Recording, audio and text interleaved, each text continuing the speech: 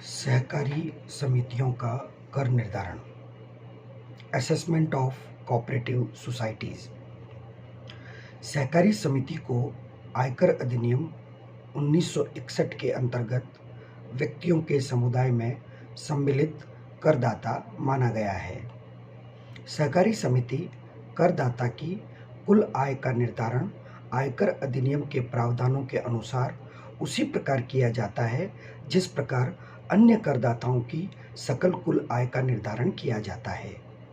सहकारी समितियों के कर निर्धारण से पूर्व सहकारी समिति की परिभाषा को जानना आवश्यक है।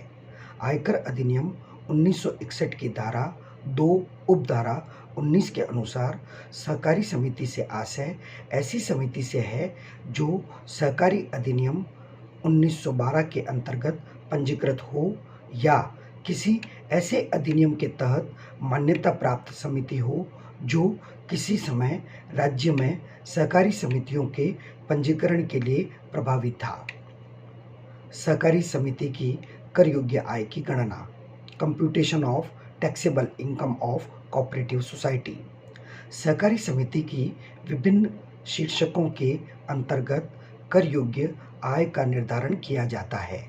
धारा 10 से 13A के अंतर्गत कर मुक्त आयों को छोड़ते हुए विभिन्न शीर्षकों की कर योग्य आय का योग ही सहकारी समिति की सकल कुल आय ग्रॉस टोटल इनकम कहलाती है। एक सहकारी समिति के व्यापार अथवा पेशे शीर्षक की आय की गणना ठीक उसी प्रकार से की जाती है जिस प्रकार से अन्य करदाताओं की दशा में है। इसी प्रकार एक सहकारी समिति के अन्य शीर्षकों वेतन से आय को छोड़कर से सभी शीर्षकों की आय की गणना भी उसी प्रकार की जाती है जिस प्रकार अन्य करदाताओं की दशा में की जाती है, सिवाय उन परिस्थितियों के जो सहकारी समिति के लिए विशेष रूप से अलग आयकर अधिनियम में प्रावधान बनाए गए हों।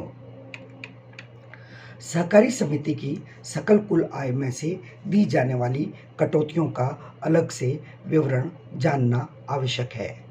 Deductions from gross total income of cooperative societies need to be discussed separately.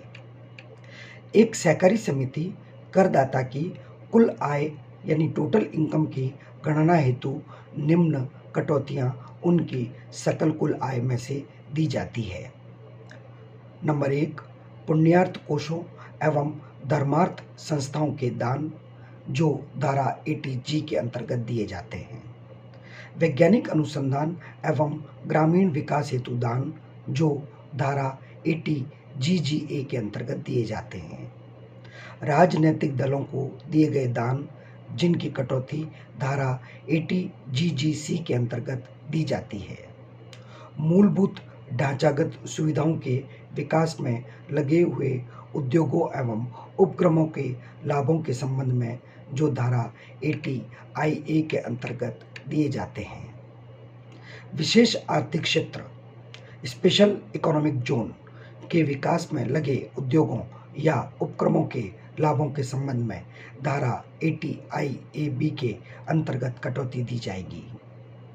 ढांचागत सुविधाओं के विकास को छोड़कर नए उद्योगों एवं उपक्रमों के लाभों के संबंध में धारा 80IB के अंतर्गत कटौती दी जाएगी।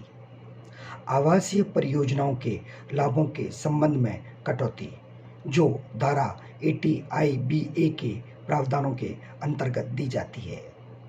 निर्धारित विशेष श्रेणी के राज्यों के निर्धारित उपक्रमों के संबंध में विशेष प्रावधान जिनकी कटौती धारा 80IC के अंतर्गत दी जाती है। राष्ट्रीय राजधानी क्षेत्र में होटल एवं सुविधा केंद्र के संबंध में कटौती जो धारा 80ID के अंतर्गत दी जाती है। उत्तरी पूर्वी राज्यों में उपक्रमों के संबंध में कटौती जो धारा 80IE के प्रावधानों के तहत दी जाती है।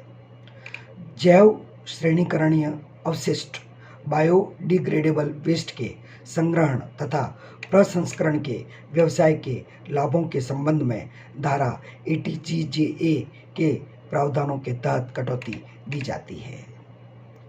नए कर्मचारियों को नियुक्त करने पर कटौती जो धारा ATJJAA के अंतर्गत दी जाती है। सहकारी समितियों की आय के संबंध में धारा 80P के अंतर्गत कटौती दी जाती है। इनका इस अध्याय में हम अलग से अध्ययन करेंगे क्योंकि यह केवल सहकारी समितियों के संबंध में है।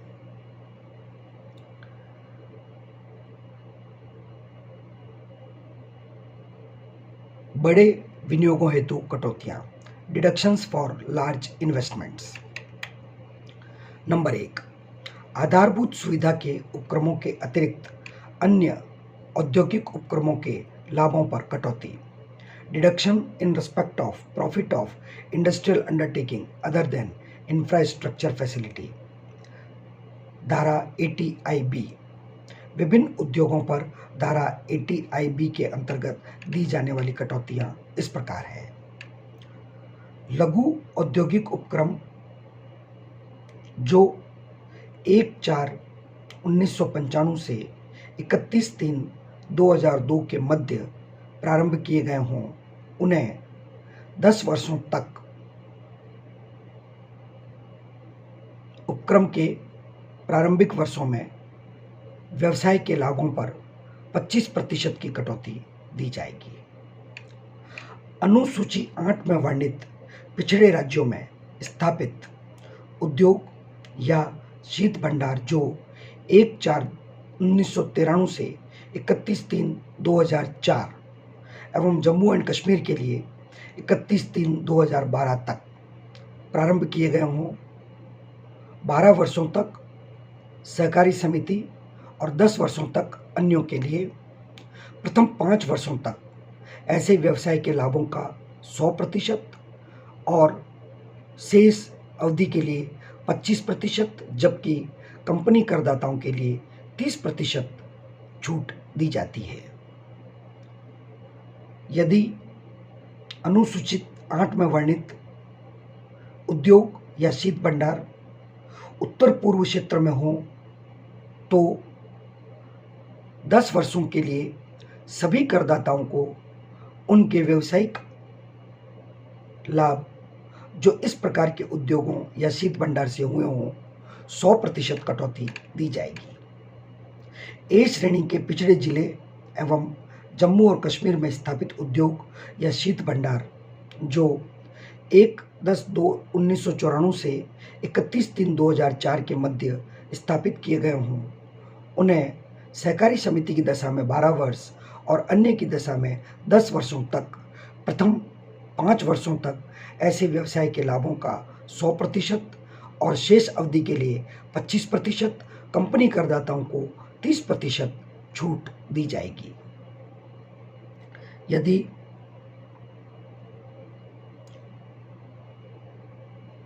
ब श्रेणी के करदाता पिछड़े जिले में स्थापित हों तो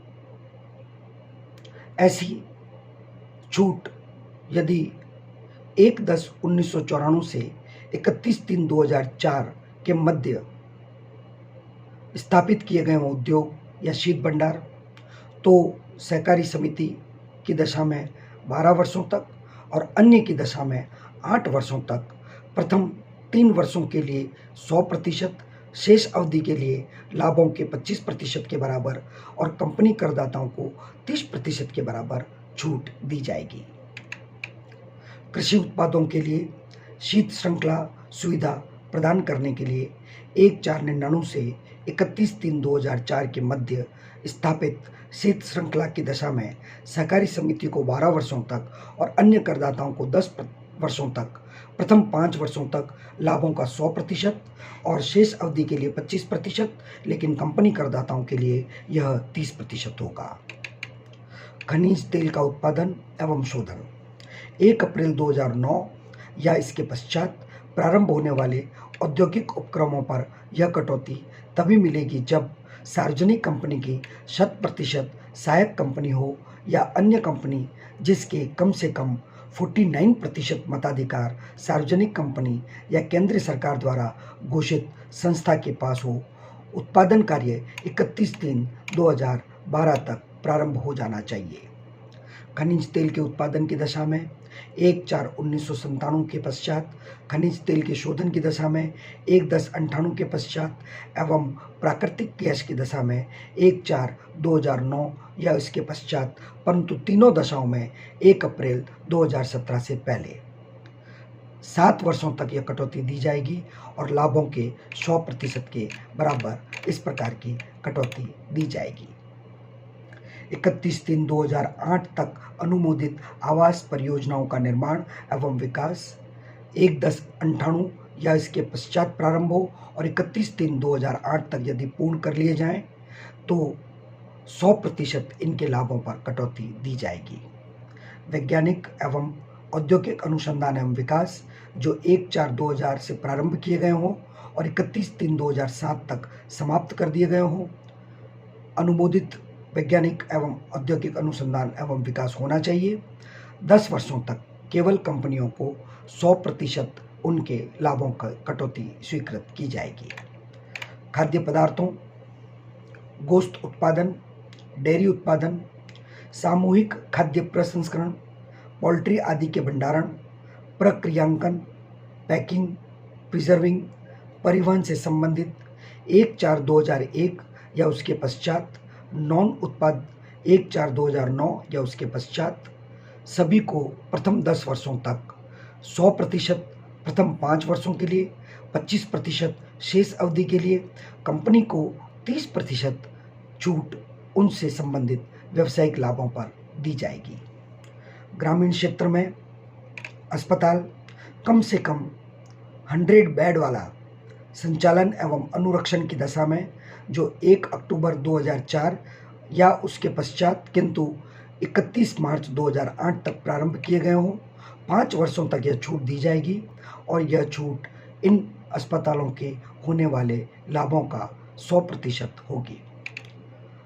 ऐसे अस्पताल जो 100 बेड्स को हों, चलाने एवं संभालने से होने वाले लाभ, ऐसा अस्पताल ग्रेटर मुंबई, दिल्ली, कोलकाता, चेन्नई, हैदराबाद, बेंगलोर व अहमदाबाद का भाग न हो, फरीदाबाद जिले, गुड़गांव, गौतम बुद्ध नगर, गाजियाबाद, सिकंदराबाद शहर में न हो, 1/4/2008 के बाद प्रारंभ किए गए हों और 31/3/2013 तक